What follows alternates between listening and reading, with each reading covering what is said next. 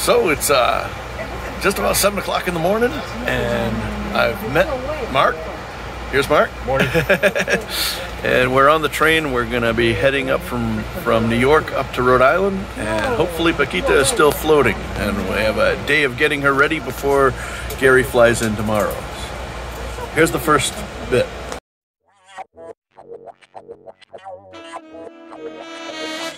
Hello and welcome. I'm Tim, and this is SV Paquita. Come along every week as I get this island packet ready to hopefully someday cast off the lines for the last time. I come from a background of being a lifelong professional mariner, and I've had to make the adjustment from doing that to living life on the recreational side. We've just come back from Puerto Rico, and then we spent the summer up in the Gulf of Maine, and now we're going to take the ICW down to Florida and hopefully spend the winter in the Bahamas. So come along with us every week. I think you'll like it. So those of you that will might remember from the plan, Crystalita and I had to bring the boat from Maine down to Rhode Island, and then went back to work, and then I met my patron for the first time, Mark, and he was great, and he and I rode up on the train, and we got to the boat there in Watch Hill, Rhode Island, and we got it ready and filled it up with water and that sort of stuff, and got everything all ready to go, and made sure we got everything rigged for sea. And Gary came over the next morning, and away we went. And so unfortunately, the weather wasn't really ideal. It was going to be relatively nice, but it wasn't going to be wind the way that we wanted it. Right here in the Sound, we had well, of course you're seeing the tide arrows on there, but this is just me doing now. She's showing us going down Long Island Sound. But this was a relatively easy run for me. For years I had run down when I was working in New Haven, Connecticut.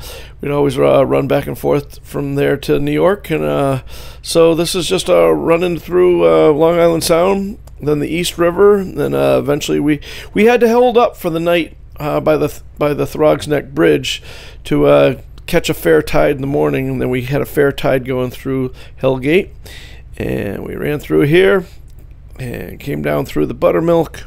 It was fun. I checked in with VTS, which you obviously don't have to do, but I was just wondering if any of my old friends at the VTS were there, and so I called them on the landline and said, yeah, I don't know if you remember or not, but this is Tim, and they said, Tim B. I said, yeah. And I hear the duty officer put the hand over the receiver on the phone, yell out to her, hey, I got Tim B. C on the phone. It was really fun. They remembered me. So if you haven't seen that video, I did a whole video with those guys at VTS on my other channel, and it was a whole lot of fun. Really, really good people over there.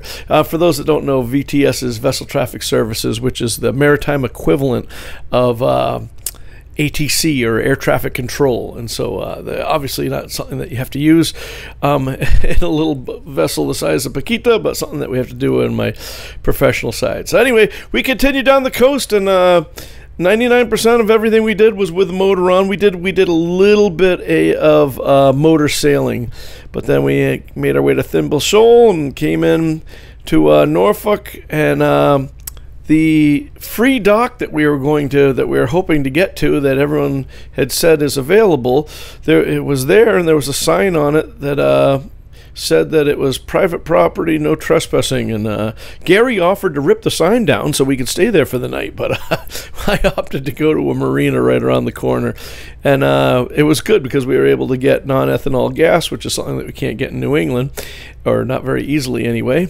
and so we got the gas for the dinghy all lined up, and got fuel topped off the boat with fuel. Guys got off, and it was really important. I had shoreside support. My engineer that I work with, he lives right here in Chesapeake, Virginia, and he picked the guys up, and he took us all out to dinner. You'll see a picture of him and one of his daughters out to dinner with us here shortly. And then he picked up Rick the next day. But while he was picking up Rick, you'll see Crystalita and I go and head to the Dismal Swamp. So right here, I just wanted to show you, this is the passage that we made with Gary, my friend Gary, and my Patron, new lifelong friend, Mark. And we had a wonderful time with Mark. I shot just a little bit of cell phone video here. There's Gary there. Mark over here. I would try to keep the guys eating well while we were doing motor sailing, but that was it. Mark's getting ready to buy a island packet, and so it was kind of fun. Here's a picture of all of us out to dinner. The next morning it was real windy, and Crystalita and I got off the dock and away we went. Here's a little shot of Top Rack Marina where we went and got fuel. I think we were the only boats there, and then we woke up the next morning. You can see there's a couple boats that were there, and we ended up getting in touch with them when we were in the lock later on. All right, so it is Tuesday, I think the 8th, election day. Or never mind, bad joke.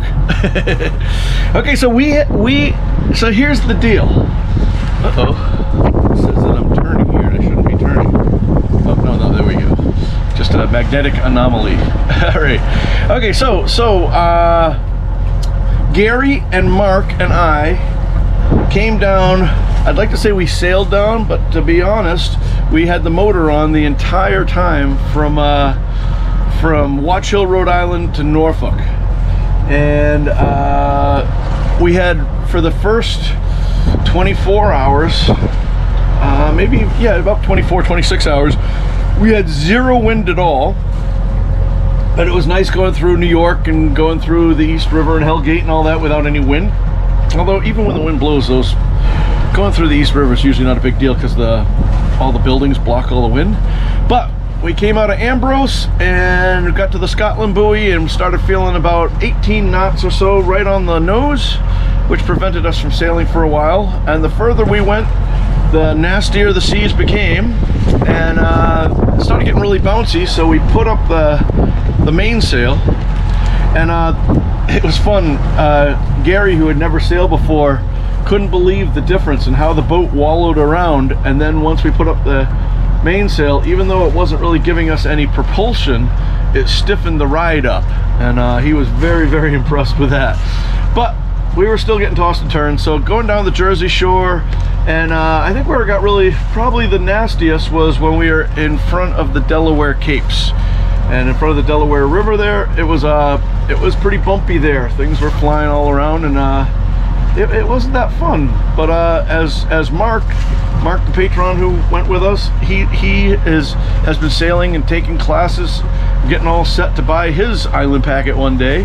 As he said, you know, this is part of the deal, and if this is the lifestyle you want, there are times you're going to have to motor if you want to get to a certain place at a certain time, and sometimes you're going to get beat up. You can't always choose your weather, especially while we're still working, which is the case with me. Anyway, Sunday, the wind dropped out. It dropped down to, say, about 10.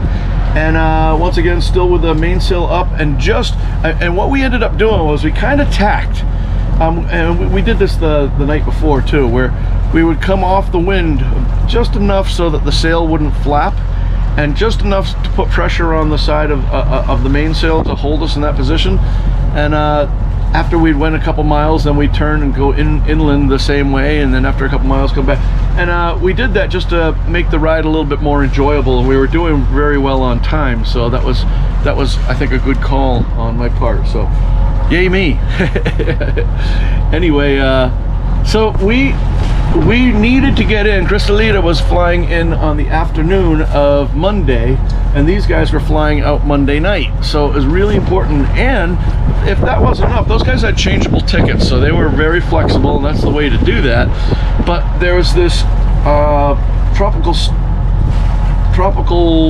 something that's going to turn into a hurricane and around the Bahamas, and maybe a tropical storm, possible hurricane hitting Florida again. That's on its way, and so I wanted to make sure I was in Norfolk long before any of that stuff got here. So we got into Norfolk at about, well, we got into Hampton Roads, you know, through the Chesapeake Bay Bridge around 6 in the morning, and the sun was coming up, and by that time I had to do what we call on the tugboat, I have to spin my compass. And what that means is I have a heading sensor on here, and it needed to be calibrated. And I don't know if it's because it's been a long time since I calibrated it last, or because all the bouncing that we did, but whatever it was, you basically get in flat water at a constant speed and you tell it to go and it holds the course, and then it straightens everything out. So we had to do that while we're making our time. We wanted to wait until 8:30 to get to the Gilmerton Bridge, which wasn't going to open up before 8:30. So that was something that we might speed up a little bit. I'm trying to go slow because when I get to the lock, it's not going to open until 8:30. So I have to pick up the pace here, talking and not paying attention. But anyway, the Gilmerton Bridge is closed from 6 in the morning until 8:30, and so we came and we got there right on time. I came around the corner. Before I saw the bridge, I knew on the chart plotter that it was around the corner. So I gave him a call on 13 like I would on a tugboat, and asked him for a lift and if he'd be able to do it. And he was very kind and said, yep, no problem. And he was all happy to hear from me, it sounded like to me. And I come around the corner and there are 5 other sailboats, none of them with AIS. And I don't know that any of them were listening to the radio or not, but I guess none of them had called him or whatever. So I come around the corner and now I'm the last in line, which is fine with me because they were all going through the swamp, or they were all going on the ICW, and I was gonna continue. I was just gonna go around the corner, tie up, and do my crew change. So so that's what happened. We came. There's a Navionics says that there's a free dock when you come right through the Gilmerton Bridge and you turn right into the Dismal Swamp, or I guess it's the feeder or the entrance to the Dismal Swamp. I don't know if the swamp actually starts until the lock. I don't know how that really works, but anyway, as soon as you turn in there, there's a dock right there. And Navionic, I had a couple of you guys that sent me stuff saying there's a dock there, go ahead, it's great. There were 2 things in Navionics. One said that the free dock is no longer free anymore, and the other one was for the boatyard there. So we left a couple messages calling the boatyard saying, hey, can we rent a slip from you for the night? And they never got back to us. And then when I talked to my engineer who lives locally here, he goes, yeah, I think that place is closed. Well, we came around the corner and we saw, sure enough, the dock was beautiful, but the place is closed. And I don't know why I'm having the camera on me all the time. You should be looking at the beautiful Crystalita. Anyway, so I called up my engineer, who, like I say, lives locally, and I said, hey, we got a plan B? And he goes, yeah, go back out and get out of the Dismal Swamp, which I was only 100 yards into the Dismal Swamp. So just turn around, go back, continue down for about a mile, and there's Top Rack Marina on the left. And we did that, and we had a wonderful time. It's rare that you'll hear me say that I had a great time at a marina, only because I think I don't know, I shouldn't be so hard. We were at Sandwich Marina and we had a wonderful time there, but sometimes it seems like they charge you a ridiculous amount of money and the people can't be bothered, and they're not really friendly or whatever. Anyway, we were the only ones there. They said they hadn't had a transient, somebody coming to rent a dock for the night in 3 or 4 days, which I thought was odd because I figured everyone was going south, all the snowbirds. But anyway, we pulled in there. They gave us an option of $75 for the slip or $90 with a slip and electricity. So I figured, hey, you know what, Crystalita might get cold tonight, so I will do the $90 and be the big spender. So we did that, and then I fueled up the boat. Now remember, I hadn't got fuel since Crystalina and I were in the Cape Cod Canal. That was a long time ago. And we ran the engine the entire time running down here.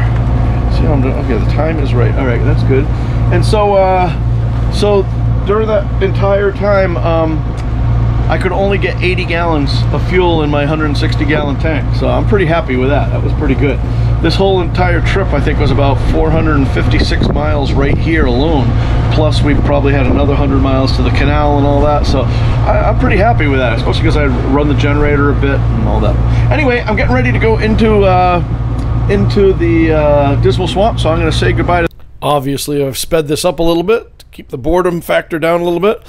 But anyway, this is just another view coming around here into the Dismal Swamp, or the entrance to it or whatever. Here's the dock right here in the marina that has, I guess, been sold, and they're looks like they're making condos there. But I thought it was a beautiful run in here, and it was a nice sunny day. And little did I know this was going to be the best day that we'd have on the whole trip.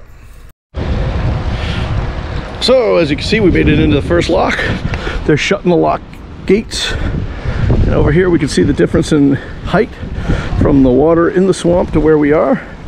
So now that those doors are shut, we're in here with 4 boats. And the water's gonna start rising up.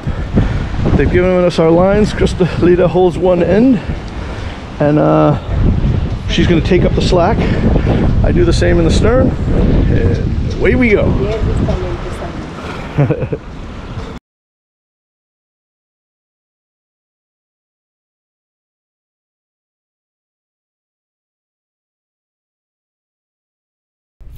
So in an effort to kind of save people's time watching videos, I've increased the speed by almost 50 times. Just so you know, I can hear all the people yelling at me in the comments. I know some of you hate it when I do this, and some of you love it when I do this, but for those that don't like it, you have the option. YouTube lets you slow things down. So if you want to slow it down by a factor of 50, be my guest. I'd love that. I just figured it was a good, I think, couple hours here that I compressed into just a few minutes doing it this fast. But so there's some things I should tell you. You know, they call it the Great Dismal Swamp, and it certainly lived up to his name as far as being great. It was not dismal, and it was not a swamp. Many people had told me that my boat was too big and that I shouldn't be going down there and that I'd run aground. It's not a question of if, but how many times, and would I get off, and all this sort of stuff. Well, I never saw less than 6.5 feet. We never ran aground. I do think that I hit 2 submerged, I don't want to call them logs, maybe branches or something like that. You could feel, I mean, because, you know, I'm running the boat, you get a kind of sense of these things, that you feel anything that touches the boat or anything. But the boat definitely didn't move. But I think two different times we hit something below the water line. It didn't really cause any big bang or anything like that. And there was one time, though, that I wasn't paying as much attention as I kind of got complacent and may have drifted off to one side of the canal just a little bit, but enough where the oak trees were hanging over the edge, and some of the rigging made contact with some of the ends of the branches, and we only knew about it because all of a sudden we hear this crashing sound of all the acorns crashing down on the coach roof and on the solar panels. But certainly was no damage, or we, like I said, didn't even slow the boat up or anything. But I'm really happy to. Many people, there's a bypass that you go, you don't have to do the swamp, and that's where the commercial traffic goes, and people that are in a hurry do the bypass, and they do all that. Anyway, I was really on the fence. I figured that if I did this and I had problems, there'd be a million people that said I told you so. My end take on this is that I've never done anything like this, and I don't know that Paquita has done anything like this. It's these are offshore boats, and Lord knows we've put a whole bunch of offshore miles on this boat already, and it was phenomenal taking it down here. It's long and straight. There are some that might call that boring. I think it was the most beautiful thing ever. It was the most gorgeous day to do it on. The leaves, you can see the colors were there. We saw all kinds of wildlife, and I highly recommend it. It was a beautiful time, and really glad I was able to do it. And anyway, before we knew it, we were at the other lock and lowered down and made our way to Elizabeth City and met with Rick and went out for another dinner with my chief. But that's all for another story for next week's video. So thank you so much for watching.